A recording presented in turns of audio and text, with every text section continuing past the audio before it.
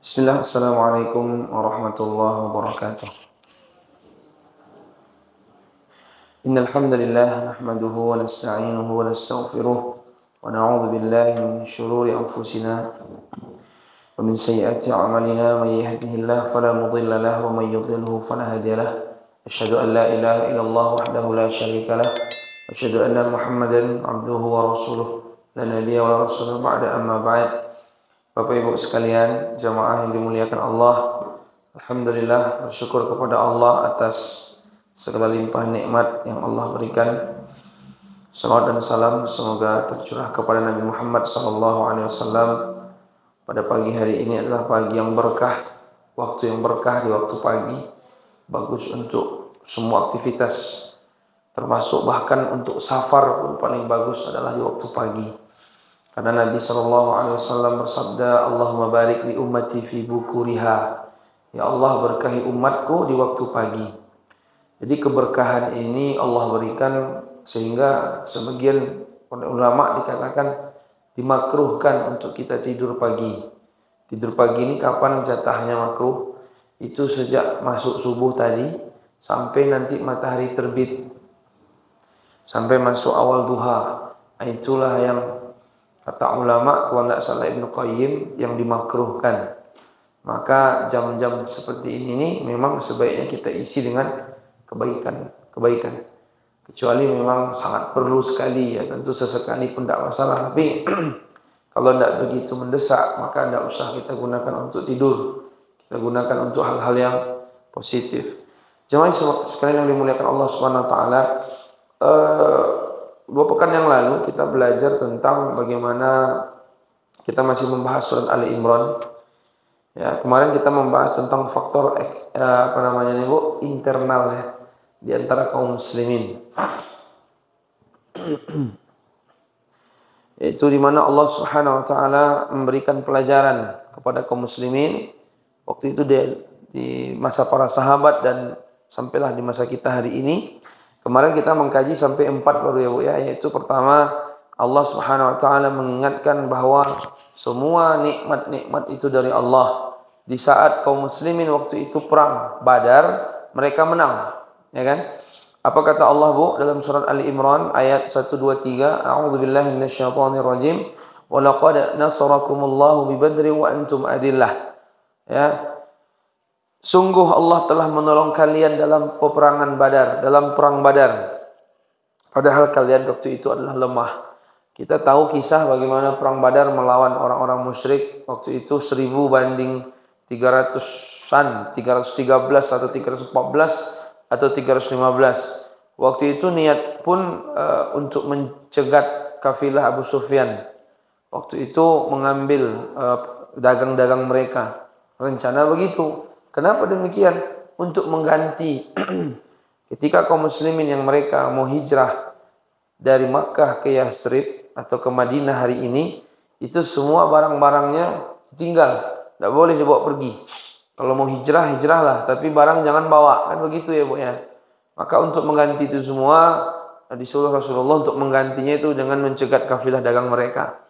Tentu yang namanya cegat-mencegat tentu tidak persiapan, tidak kayak perang beneran. Sehingga di waktu itu yang diharapkan berbeda dengan kenyataan. Maunya mencegat kafilah dagang, tapi yang ada malah justru orang-orang ini sudah siap untuk perang. Ada 1000 pasukan datang bantuan. Tentu tidak ada persiapan yang matang, ya kan? Ala kadarnya. Waktu itu kaum muslimin lemah sekali, tapi mau tidak mau peperangan tidak bisa dielakkan. Tapi gimana? Ujungnya menang, gitu kan?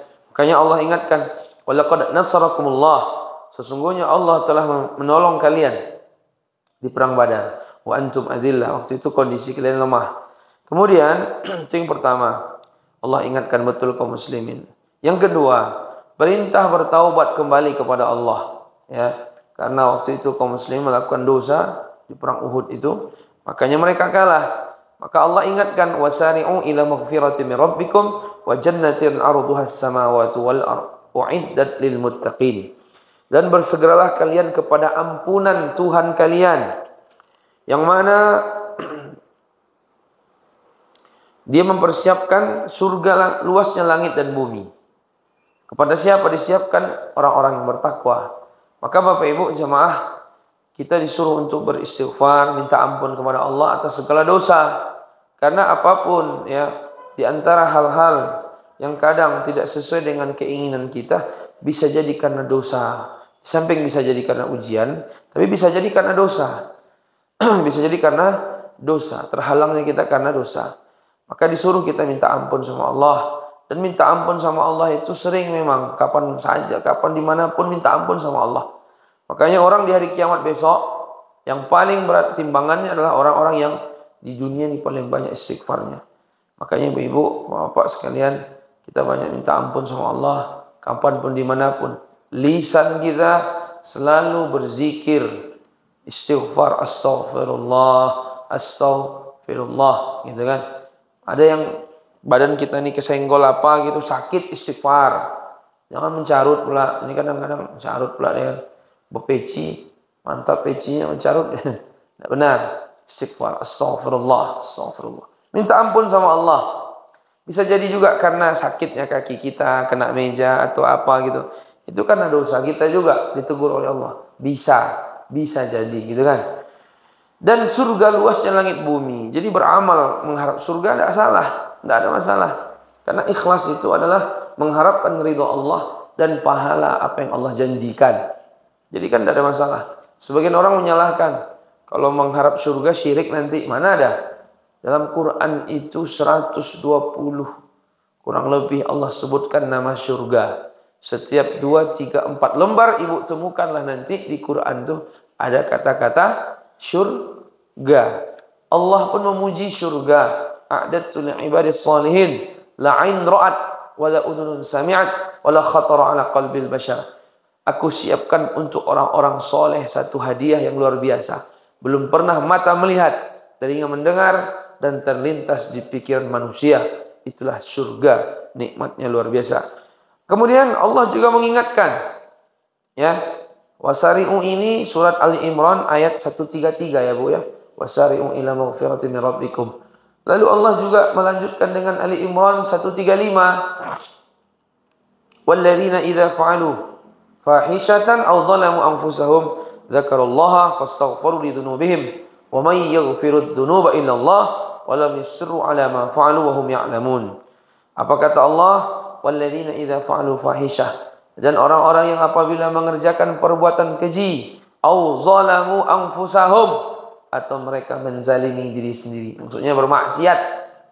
Orang maksiat nih Bu, dia menzalimi dirinya sendiri ya kan? Dia menzalimi dirinya sendiri, bikin susah dirinya sendiri. Lalu wadzakarullaha, mereka ingat langsung kepada Allah. Ingat sama Allah. Kalau dosa nih ingat sama Allah langsung. Jangan ingat tak kemana-mana, disalahkannya orang, diapainnya orang, dituduhnya orang. Ingat sama Allah. Dzakarullah fastaghfiru li dzunubihim. Lalu memohon ampun terhadap dosa-dosa mereka. Kemudian wa may yaghfiru dzunuba illallah. Maka ingatlah. Maka siapa lagi yang dapat mengampuni dosa selain daripada Allah Subhanahu wa taala? Wala misru ala ma fa'alu. Dan mereka tidak meneruskan perbuatan dosa mereka itu. Jadi orang nih, orang beriman, Bu ya, Pak ya. Kalau dia bermaksiat atau zalim sama dirinya sendiri, pertama urutannya ingat Allah. Setelah dia ingat Allah, minta ampun sama Allah. Setelah dia minta ampun sama Allah, karena memang tidak ada yang mengampuni kecuali Allah, dan tidak melanjutkan dosanya itu. Wahum ya'lamun, dan mereka tahu, gitu kan. Yang kedua itu ya Bu ya, Allah suruh bertaubat, kembali lagi kepada Allah. Pertama mengingat betul nikmat dari Allah. Yang kedua disuruh taubat kepada Allah. Itu urutan-urutannya. Yang ketiga, Allah memberikan hiburan dan empati untuk menambah semangat para sahabat di waktu itu. Apa kata Allah? Di saat kaum muslimin susah, merasakan kelelahan yang amat sangat, merasakan mentalnya turun, gak semangat lagi. Waktu perang Uhud, Allah bilang apa Bu? Surat Ali Imran 139. Wala tahinu wala tahzanu wa antumul a'launa in kuntum mu'minin. Janganlah kalian bersikap lemah. Jangan lemah. Jangan pula sedih. Wa antumul a'laun, kalian ini tinggi karena iman kalian. Kalian tuh tinggi. Di dunia ini nggak ada yang lebih tinggi kecuali orang beriman. Orang kalau sudah berislam dia tinggi derajatnya. Ini enggak, udah berislam dia malah orang pucat aja lihat orang. Orang buka-buka aurat, dia pakai tutup aurat. Mulia dia itu. Orang nggak sholat dia sholat, mulia dia. Dia nggak ada orang nggak sholat dia sholat, malu dia sholat. Apa kayak gitu? Nggak ada, lawan aja itu. Wa antumul a'laun, kalian tuh orang yang tinggi derajatnya. In kuntum mu'minin, jika kalian betul-betul beriman. Orang beriman tuh tinggi derajatnya, Bu. Tinggi sekali derajatnya. Karena dia dapat nikmat yang lebih besar daripada apapun. Orang merasa bahwa ketika orang lain punya harta banyak, dia miskin, dia merasa hina. Kan itu biasa itu. Ya kan? Itu biasa ya kan? Ketika orang dia pejabat, kita tidak pejabat, kita merasa minder. Itu biasa itu. Tapi tahu tidak, iman, nikmat la ilaha illallah, dalam satu hadis kata Nabi, ketika Nabi Musa minta sama Allah, ya Allah, tolong ajarkan aku satu hal yang aku bisa mengingatmu dengannya. Kata Allah apa? Ucapkan la ilaha illallah. Kata Nabi Musa, Bu, dalam hadis itu saya baca, kemarin baru kita bahas. Kata Nabi Musa, ya Allah, masa la ilaha illallah? La ilaha illallah ini kan udah sering disebutkan orang. Apa kata Allah kepada Nabi Musa? Kalau sekiranya la ilaha illallah ditimbang di satu timbangan, ya Bu ya, ditimbang satu timbangan, misalnya di sebelah kanan timbangannya, lalu langit 7 lapis, bumi 7 lapis, beserta penduduk-penduduk isi-isinya, kata Allah kepada Nabi Musa, langit 7 lapis, bumi 7 lapis, bumi segede ini lapisan satu, tapi yang 7-7-nya ditimbang, langit 7 lapis, bumi 7 lapis, beserta isi-isinya ditimbang, dengan dibandingkan la ilaha illallah ditimbang juga, maka lebih berat la ilaha illallah. Nah, bayangkan itu. Nikmat ini apa lagi? Orang punya duit 3 miliar, 10 miliar, bisa dia beli bumi. Mana? Satu ruko ya tak bisa tanda. Ya kan?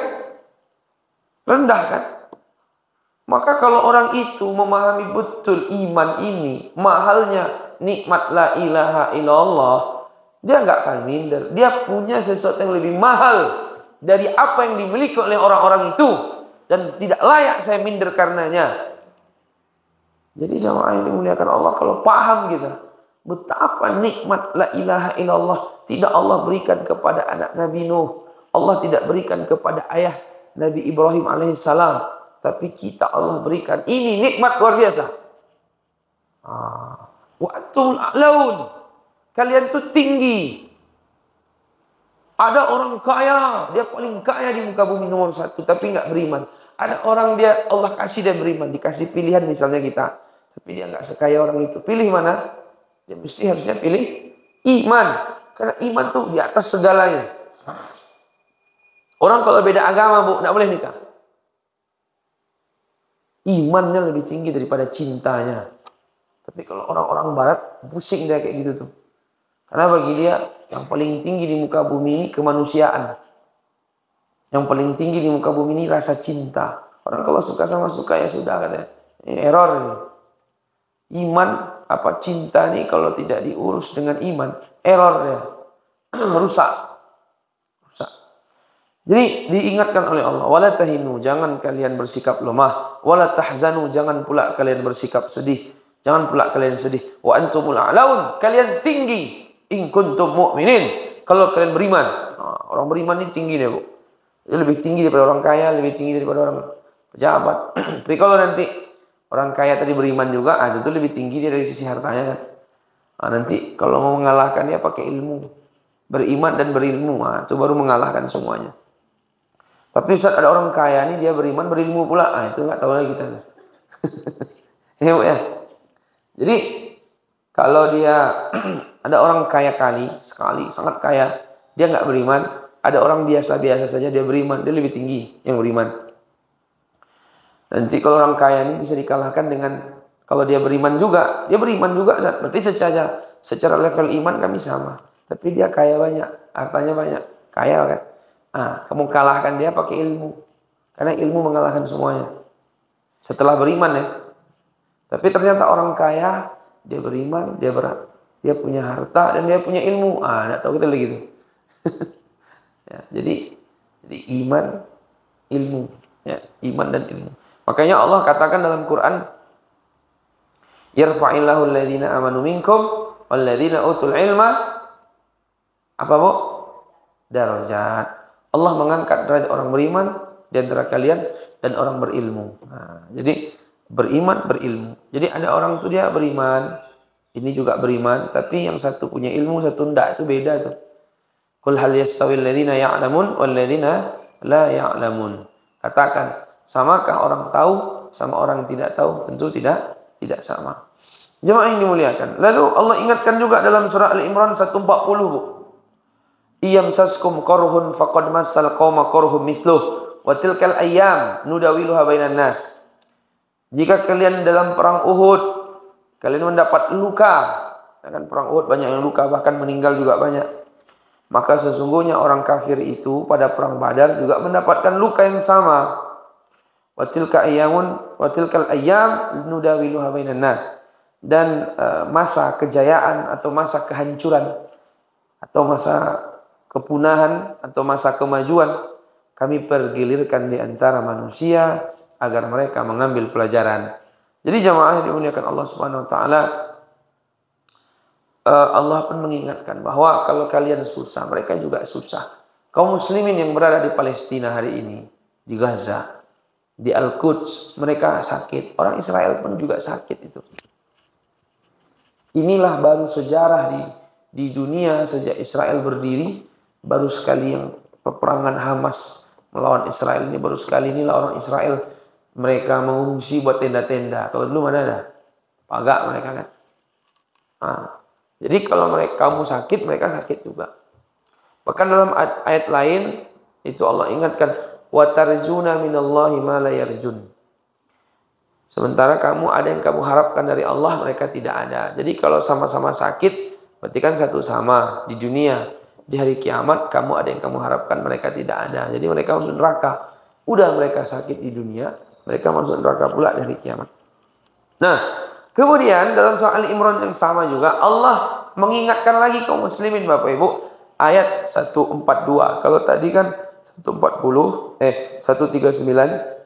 140, 142. Al-Imran juga. Allah bilang apa, Bu? Am hasibtum an tadkhul jannah wa lamma ya'tikum mathalul lamma ya'lamillahu alladhina jahadu minkum wa ya'lamas sabirin. Apakah kalian mengira bahwa kalian akan masuk surga? Ini kondisi kaum muslimin udah kalah nih. Tapi biar semangat dikasih keterangan. Apakah kalian mengira kalian masuk surga sementara Allah, padahal belum nyata bagi Allah orang-orang yang berjihad di jalan kalian, di antara kalian di jalannya. Walamma ya'lamillahu alladhina jahadu minkum wa ya'lamas sabirin. Dan siapa yang sabar mau masuk surga? Biar dilihat dulu siapa yang sabar. Siapa yang betul-betul berjihad di jalan Allah Subhanahu wa taala. Itu yang ketiga, Ibu, dikasih semangat sama Allah. Yang keempat, kritikan lembut dari Allah Subhanahu wa taala. Walaqad kuntum tamannawna al-mauta min qabli an talqawhu faqad ra'aytumuhu wa antum tanzurun. Al-Imran 143. Itus'iduna wa la taluna ala ahadi war rasul yad'ukum fi ikhrakum. Al-Imran 153. Ingatlah ketika kalian lari dan tidak menoleh kepada seseorang pun. Ya, waktu itu lari kaum muslimin ya, Bu ya. Pas perang Uhud sudah kocar-kacir lari. Padahal Rasulullah waktu itu berada di antara kalian dan memanggil kalian. Waktu itu orang itu sudah kocar-kacir, dipanggil sama Nabi pun sahabat-sahabat sebagian enggak ingat lagi. Karena udah sibuk menyelamatkan diri sendiri. Nah, ini mereka sibuk menyelamatkan diri sendiri tanpa menulikan Rasulullah lagi. Maka ketika itu betul-betul Allah ingatkan mereka untuk tetap teguh, jangan mereka lari. Jadi yang keempat. Nah, yang kelima lagi ini yang kita lanjutkan nih. Menjelaskan sebab-sebab kekalahan. Apa alasan sehingga kaum muslimin waktu perang Uhud kalah, Bu? Perang Uhud tahun berapa, Bu? Tahun tahun ketiga Hijrah ya. Tahun ketiga. Perang Badar tahun kedua, perang Uhud tahun ketiga. Jadi perang Badar kan kalah tuh mereka. Orang-orang musyrik. Tahun ketiga ini kaum muslimin pula gantian. Meskipun pada akhirnya juga ya selamat, banyak juga yang selamat. Meskipun yang meninggal banyak juga yang syahid kan. Jadi Allah jelaskan apa faktor kekalahan mereka. Pertama, kita buka Ali Imran 152.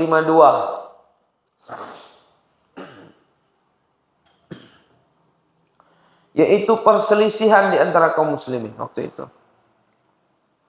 Apa Allah bilang, Bu? Walaqad sadaqakumullahu wa'dah idh tahussunahum bi'idnih hatta idza fashiltum wa tanaza'tum fil amri wa 'asaytum min ba'di ma arakum ma tuhibbun minkum may yuridud dunya wa minkum may yuridul akhirah. Dan sesungguhnya Allah telah memenuhi janjinya kepada kalian ketika kalian membunuh mereka dengan izinnya. Jadi orang-orang musyrik dah banyak dibunuh awalnya.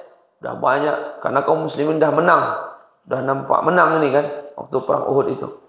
Sampai kalian lemah dan kalian berselisih dalam urusan. Dan kalian mendurhakai seperintah sesudah Allah memperlihatkan kepada kalian apa yang kalian sukai. Jadi waktu itu kaum muslimin itu kan sama Nabi kan, Bu. Di antaranya kan bagian pemanah itu kan ada kurang lebih 50 orang di atas bukit kan. Pokoknya jangan kalian lari. Jangan kalian pergi dari mana. Dari sini apapun yang terjadi. Mau menang mau kalah. Kalian jangan bergeser. Pemanah-pemanah itu dinasihati gitu. Kalau tidak salah 50 orang kurang lebih. Janganlah kalian bergeser. Kata Nabi. Tapi karena dilihat waktu itu kaum muslimin sudah mulai menang. Ya kan? Sehingga ada yang nampak ghanimah. Ghanimah itu kan harta rampasan perang. Itu halal sekali itu. Dari zaman Nabi Muhammad nih boleh diambil.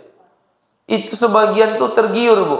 Wah, ini mantap nih. Ini udah menang kita nih. Jangan kalian meninggalkan tempat ini. Sebagian bilang kayak gitu. Sebagian lain enggak apa-apa. Kita kan udah menang. Berselisihlah. Akhirnya pergi juga mereka ke bawah mengambil harta rampasan.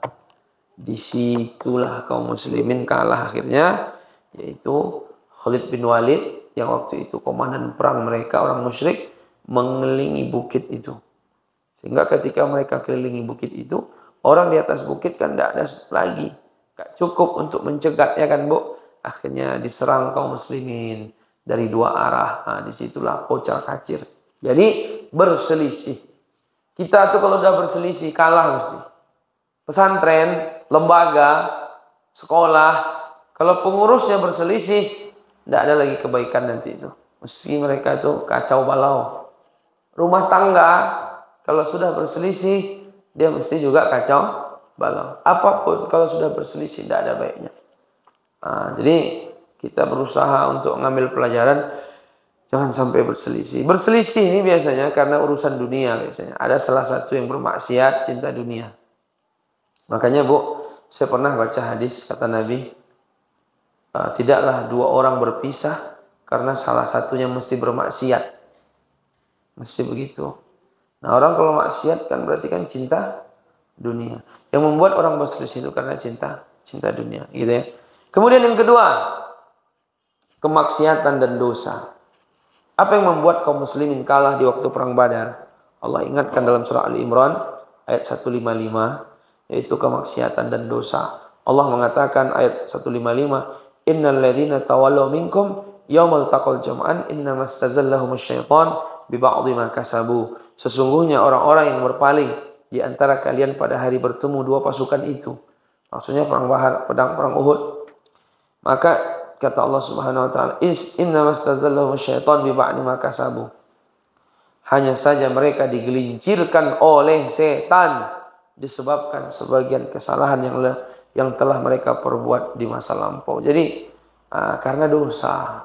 Orang kalah karena dosa. Makanya dosa nih kalau bisa kita kurang-kurangi ya, Bu ya. Meskipun orang-orang beriman ini dia enggak luput juga dari dosa. Karena Allah katakan innal ladzina taqau idza massahum ta'ifum minasyaiton. Orang-orang bertakwa kalau mereka digoda setan sehingga mereka bermaksiat, tadzakkaru, ingat sama Allah, fa idzahum mubsirun, dan waktu itu langsung mereka melihat apa dosa mereka. Kita nih enggak dosa yang lain, kadang dosa lisan, kadang dosa telinga gitu kan. Siapa yang selamat? Enggak ada. Itu. Jadi karena dosa lah akhirnya, karena Nabi bilang jangan kalian bergeser kan maksiat sama Nabi kan, kalah gitu. Yang ketiga, ini penting juga ini Bu ya, yaitu bergantung kepada figur. Figur ini maksudnya apa? Bergantung kepada yang orang dinomor satukan, bergantung kepada tokoh yang diangkat.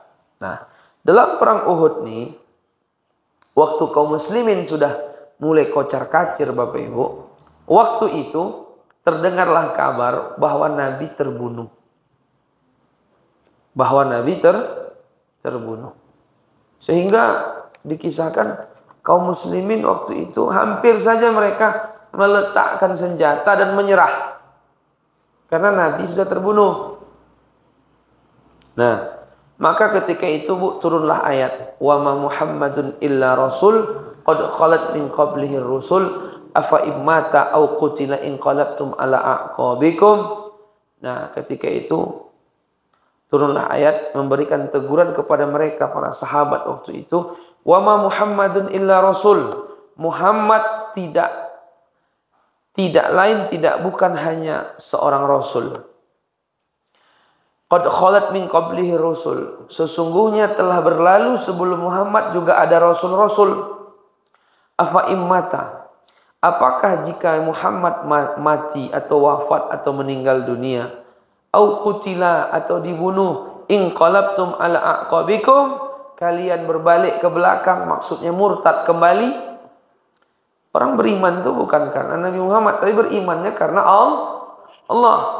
Cuma Nabi Muhammad Rasul. Kalau Nabi Muhammad meninggal, kita tetap beriman sama Allah. Sekarang Nabi Muhammad tidak ada lagi, tapi kita beriman sama Allah. Kita beriman sama Allah bukan karena Nabi Muhammad masih hidup. Itu ditegur sama Allah. Para sahabat waktu itu Bu ya. Jadi terdengar kabar bahwa Nabi Muhammad meninggal di perang Uhud. Padahal kan tidak. Hampir mereka menyerah. Emang kalau Nabi Muhammad meninggal terus kalian tidak beriman lagi? Digituin. Sama Bu, ketika dulu waktu terdengar kabar bahwa Nabi Muhammad meninggal beneran kan di Madinah. Umar bin Khattab kan tidak terima. Saking syoknya luar biasa. Siapa yang mengatakan Nabi Muhammad meninggal, kupenggal nanti kepalanya. Lalu diingatkanlah sama sahabat, sama Abu Bakar kalau tidak salah, dibacakan ayat ini, Ali Imran 144. Ali Imran 144. Wa ma Muhammadun illa rasul qad khalat min qablihi rusul afa immata au qutila in qalabtum ala aqabikum. Kalau ternyata dia wafat atau dia meninggal, dibunuh, apakah kalian murtad karena dia sudah tidak ada lagi? Jangan figuritas yang dibangun. Sama juga ustadz, buya, hebat, dibangun secara figuritas. Jadi kalau ustadz itu ada, kami semangat. Kalau ustadz itu tidak ada, tidak semangat. Ini nggak bagus. Figuritas dia.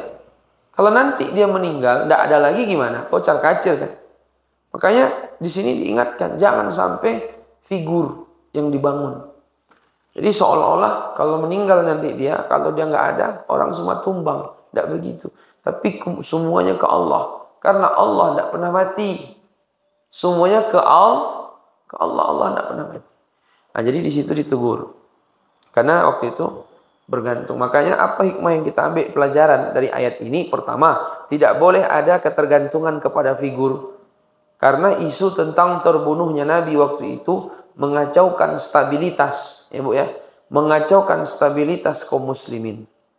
Ya, sebagaimana juga kisah orang-orang Nasrani. Orang-orang Nasrani mereka juga kacau. Kenapa? Waktu itu Nabi Isa kan diangkat ke langit. Akhirnya mereka kacau, Bu, sesat mereka. Meskipun Nabi Isa udah nggak ada, harusnya mereka tetap beriman sama Allah kan? Karena Allahnya nggak ada terus. Nah, jadi waktu itu kacau lah, sesat orang-orang Nasrani. Umat Nabi Muhammad tidak begitu. Jadi yang dinomorsatukan itu fikrahnya, akidahnya, pikirannya, bukan orangnya. Jadi kalau orangnya yang dibangun masalah, Bu. Jadi dalam masyarakat, dalam apapun, bisa aja berganti-berganti pemimpinnya, tapi nggak membuat orang berubah. Karena yang dibangun itu bukan orangnya, tapi pemikiran orangnya.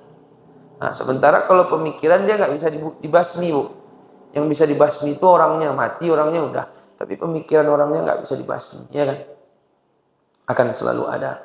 Nah, ini yang pertama. Yang kedua, diingatkan juga sama Allah agar betul-betul ittiba, ya, mengikuti Rasulullah SAW. Bapak Ibu sekalian yang dimuliakan Allah Subhanahu Wa Taala, ini diantara faktor-faktor kekalahan. Kenapa kaum muslimin kalah di perang Uhud? Ada tiga sebab. Yang pertama karena mereka berselisih, ya kan? Yang kedua karena melakukan dosa. Yang ketiga karena bergantung kepada figur. Seolah-olah kalau Nabi Muhammad meninggal, maka kita nggak beriman lagi. Nggak begitu. Jadi bukan figur orangnya, tapi harusnya adalah pikiran orangnya, bahwa mengajak orang beriman kepada Allah Subhanahu Wa Taala. Nah, kemudian dalam surat ini Allah juga mengingatkan apa solusinya. Apa solusi agar kembali menang, gitu kan, Bu? Solusinya tuh besok aja lah nak kita bahas, nak, Bu. Subuh ini sampai situ aja lah dulu. Ya, insya Allah biasanya saya ceramah sampai suruk, tapi sekali ini kayaknya nggak sampai suruk nih. Sekali-sekali. Biasanya kan lama saya ceramah, sampai 6:30 mau kadang, ya kan. Sampai hilang dua orang, ya kan. Tapi kalau satu persatu hilang apa enggak? Ini dua orang hilang kadang. Jadi memang kalau subuh ini lain lah bawaannya nih, Pak, ya. Kalau maghrib lain juga, mantap. Subuh ini bercampur dengan hawa dingin, mengantuk juga. Nah, jadi mungkin tidak panjang. Jadi insya Allah besok kita bahas solusi lagi. Apa solusi biar bisa menang kembali? Itu dibahas semua dalam surat Ali Imran. Kalau kekalahan tadi sudah dibahas juga 3 sebab. Pertama perselisihan kaum muslimin, yaitu Ali Imran 152. Kemudian kemaksiatan dan dosa, Ali Imran 155. Kemudian karena bergantung kepada figur orangnya, bukan pikirannya orang, yaitu Ali Imran 144. Wallahu a'lam bishawab. Ada pertanyaan, Bu? Ada? Pas? Kalau enggak saya tanya. Enggak, ya? Nah, itu aja mungkin pada subuh yang berbahagia ini. Jazakumullah atas segala perhatiannya. Kita tutup dengan bacaan doa kafaratul majlis. Subhanaka Allahumma rabbana wa bihamdika asyhadu an la ilaha illa anta astaghfiruka wa atubu ilaik. Wabillahi taufiq wal hidayah. Assalamualaikum warahmatullahi wabarakatuh.